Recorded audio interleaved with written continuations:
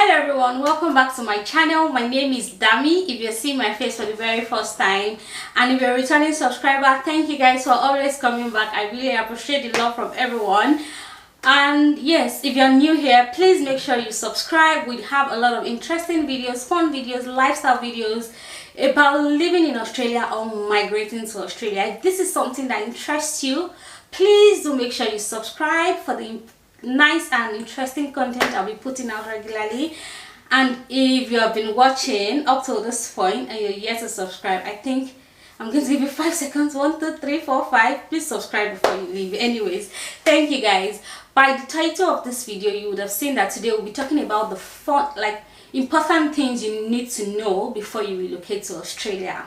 If this is something that interests you, please sit down, grab your drink, your popcorn, and keep watching.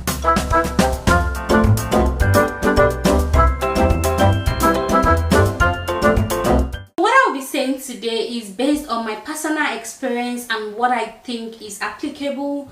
It is not based on any established fact, so please feel free to disagree, but yeah, it is based on my own personal experience and what I think, so feel free to disagree. So now let's get into the details. For me, the most obvious and common thing, which I think, yeah, I'm going to apologize for my former video, but the most common thing that it's very obvious is the distance. So if Australia is a country you're considering to relocate to, one of the important things you want to consider is the distance. Australia is very far.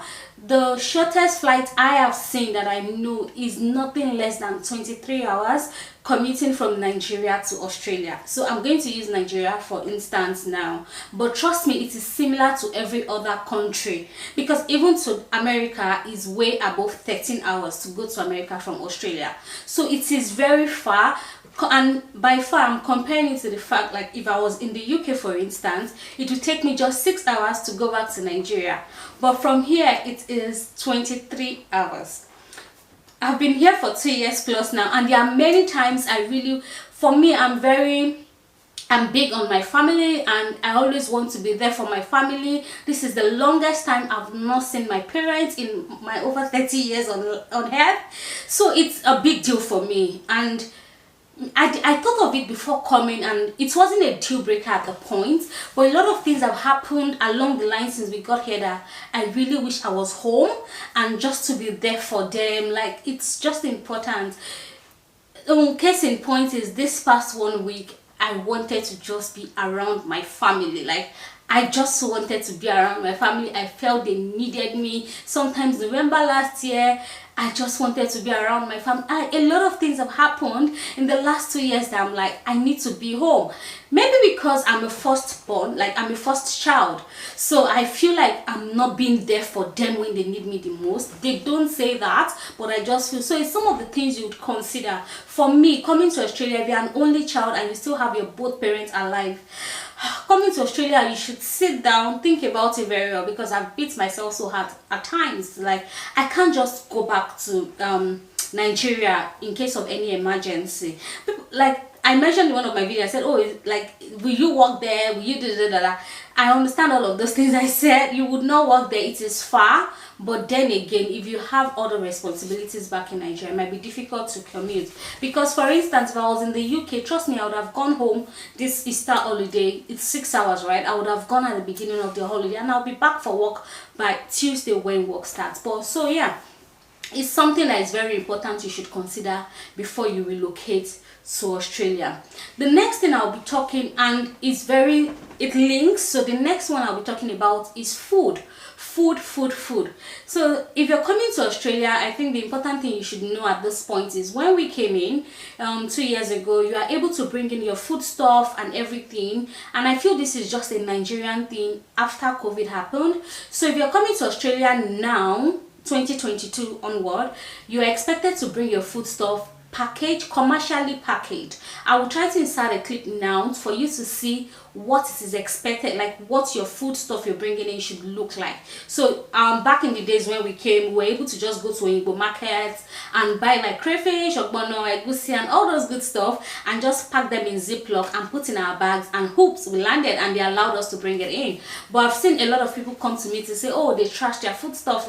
It's very expensive here, so if they trash that thing, it's a big deal for me. So please, if you're coming to Australia, make sure your food is commercially packaged, just like I've shown you now. And another thing is, so why I was saying that the distance and the food, because of the distance, it is very expensive to buy food stuff here, mainly because the flights, in as much as the distance is far, the flight ticket is also expensive. So, and this applies to cargo as well, so you'll be thinking of trying to bring in food. And even the business owner who try to import, there's a limit to what they can bring. That's number one. And at the same time, it is very expensive. So food stuff here is very expensive, so you want to try as much as possible to bring in your food stuff when you're coming, because it is expensive. So like basic food stuff, I would say, like crayfish, ogbono, egusi, maggi, all those things, bring them. There are different maggis. I have not tried them. I would only use my Nigerian seasoning. I'm saying maggi, oh gosh. Anyway, my Nigerian seasoning. So try to bring as much as you can. Don't bring so many clothes. Trust me, you will get clothes. There is no variety. You can't compare this place to the UK or the US. I know if I want to do my shopping in the UK, I have the options to go to Wallis or to Peckins, Primark. Like, I can go on and on. Here, you don't have variety. That's the truth. You will be able to shop from ASOS, Shein. Someone like me, if I'm not able to bring in the clothes I need for a particular event from Nigeria, I would usually just do Shein. I'm just a Shein girl. Like, it's just easy to keep going. And then once in a while, I would go to Zara. There's Zara, but Zara, there's no variety as well. So I'd rather just buy from Nigeria, from people who have, like, who sell turkey wears in Nigeria for my corporate wears. So I still bring those from Nigeria. But when you're coming in for the first time, don't let clothes be your priority. Pack on food, because it is expensive and cargo is also expensive. So when the allowance you have when you're traveling for the first time, make sure you take advantage of that and bring as much as you can. Another thing I would like to mention as well is loneliness is real. Loneliness is real, and once you land in Australia, make sure you look for a community. By this, maybe your country community. So from whatever country you are from, try to check Facebook. That's the easiest place I think you can find it. Check for a support group there. For Nigeria, for instance, I keep saying Nigeria, but I know a lot of people are watching me from different countries.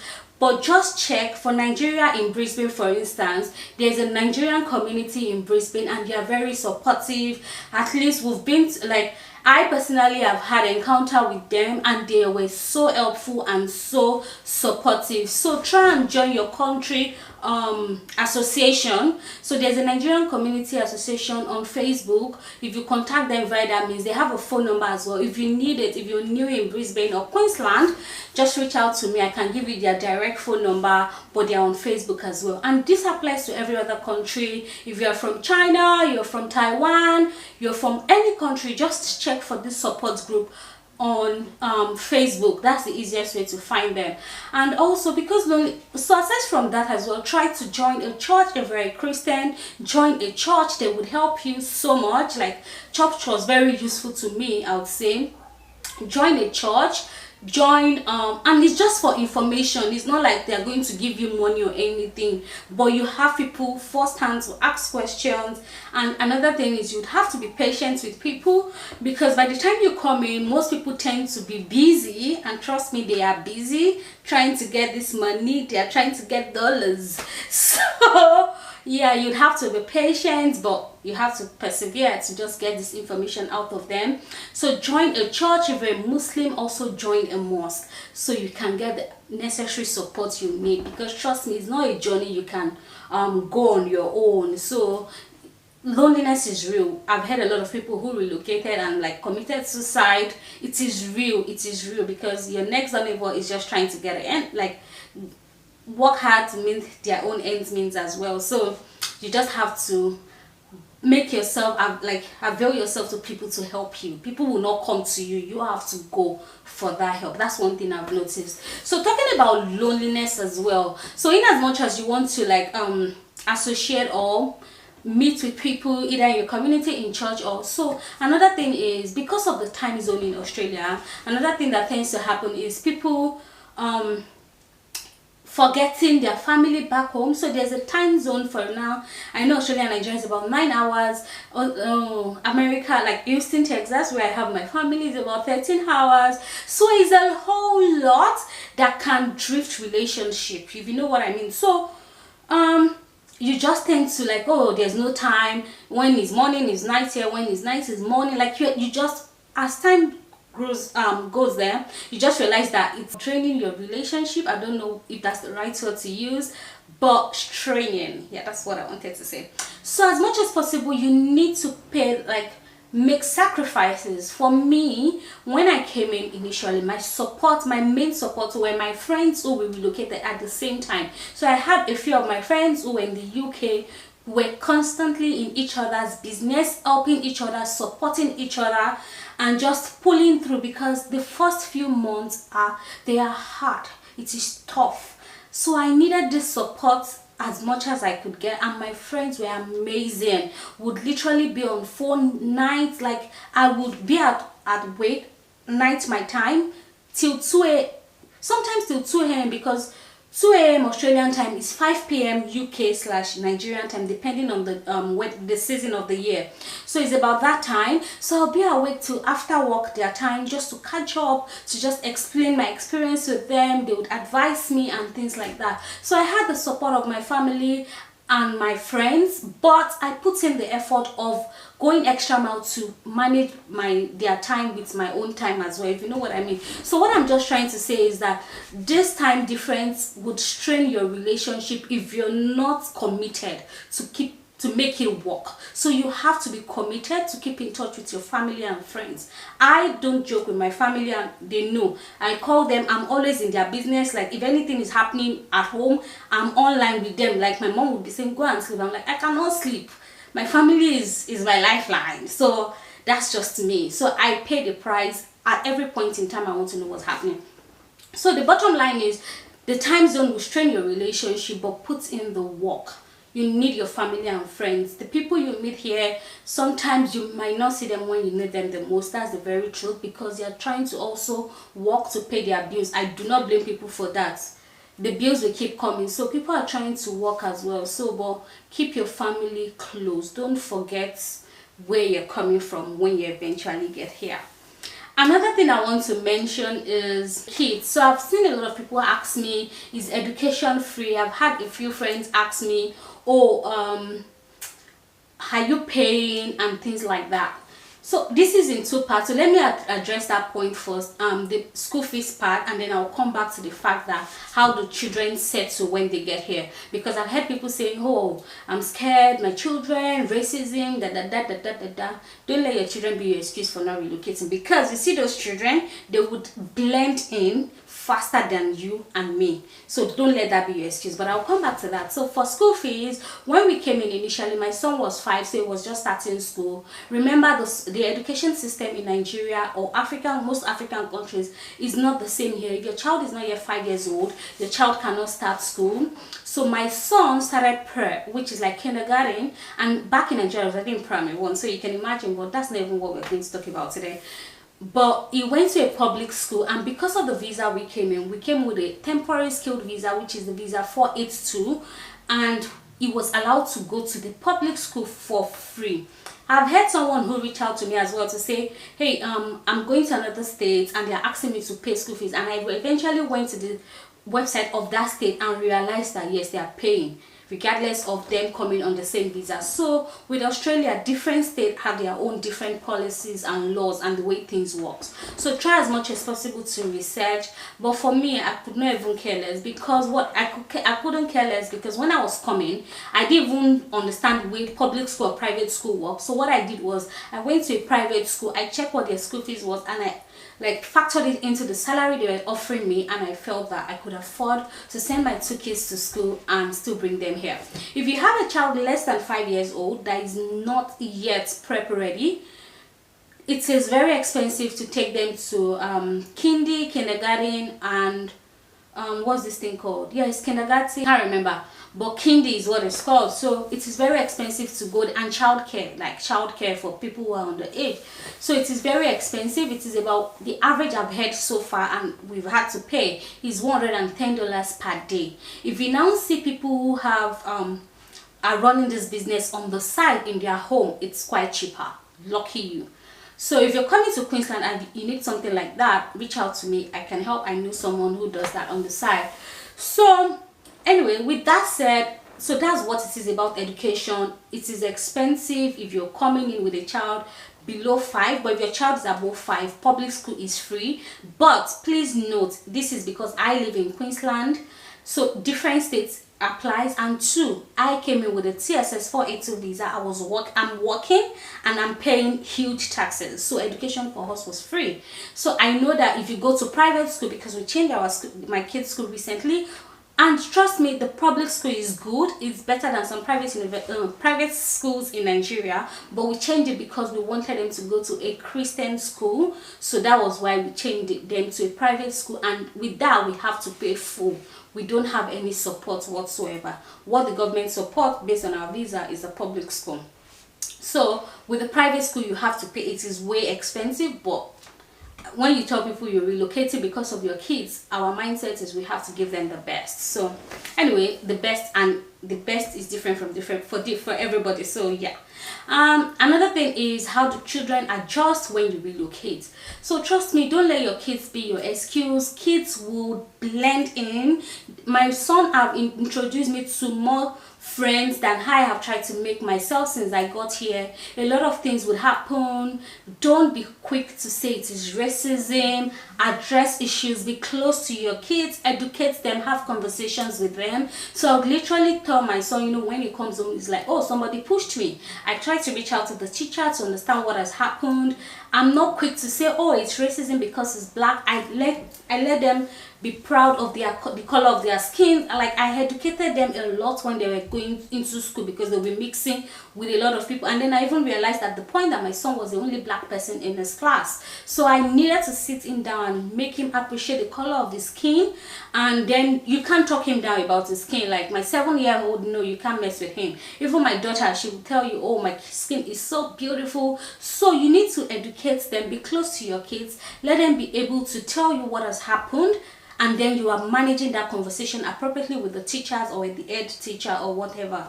When we first came, I knew my son would have issues with a lot of people, but that was just him adjusting to a new environment as against the word racism or putting that in the kid's head. So your children will adjust. My son, I've gone on play dates with some of his friends' mom. Like, we are now friends, we chat. Like, even now she's in India. Like, he made me that friend. You know what I mean? So just come and leave those children. They would be fine. Don't let your children be the excuse. So yeah, the next is getting your first job when you eventually land. So when we were coming in, as I've said several times, I had a job I was coming to do, and then when we went to when we went to the website, you know, like, and the website I mean by now is sick indeed. Like, it felt like my husband has an accounting background. There was a lot of accounting jobs. We're like, oh, he would be fine, he would get a job. No, jokes on us.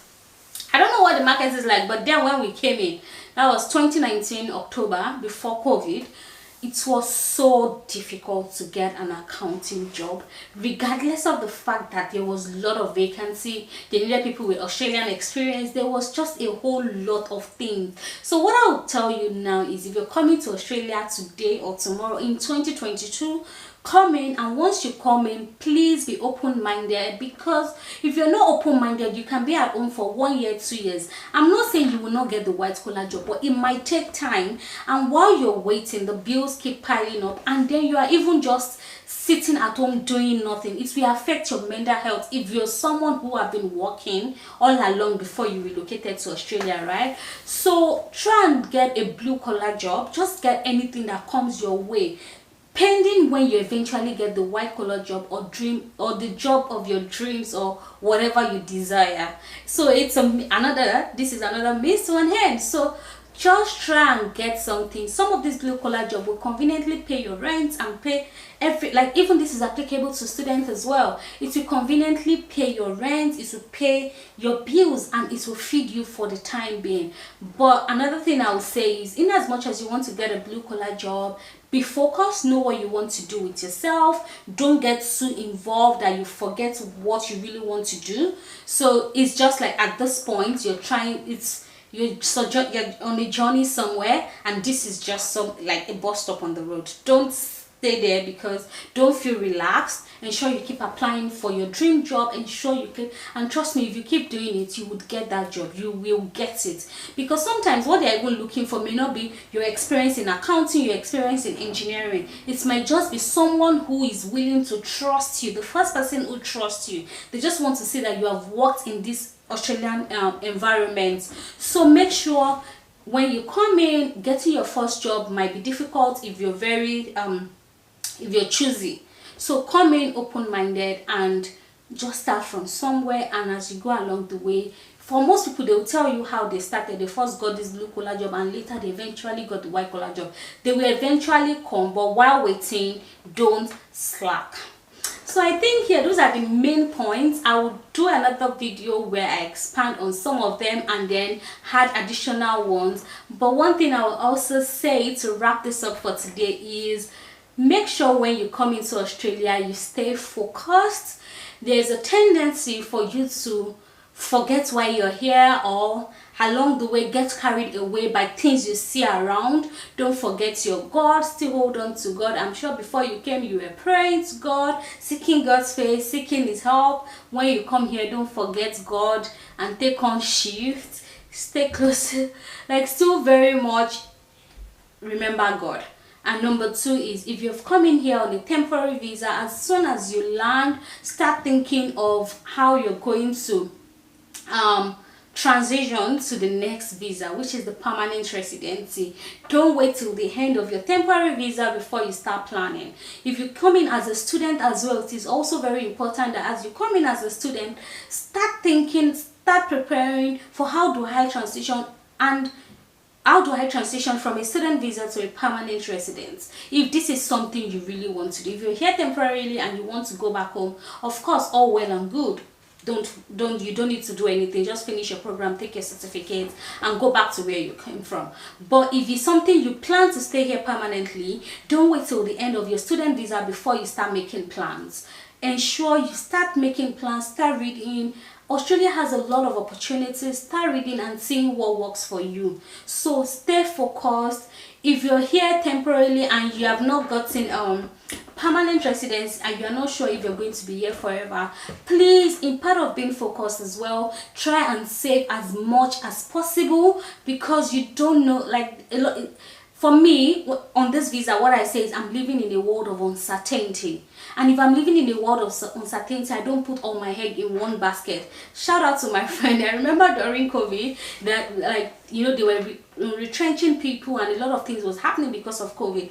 My friend would say, hey, Dami, don't buy this. You know, we are not sure what we're doing. We don't know if we're here permanently. We don't know if we'll lose our job. But so, yeah, you need to stay focused. Save. Because God forbid, if you have to leave. I used to tell people, if I have to leave tomorrow, I'm still proud of how far I have come. So save, don't forget God, and yeah, that's basically the things you need to consider or do when you first land in Australia. Thank you guys so much for watching. I really appreciate every one of you, and I'll see you in my next video. Bye.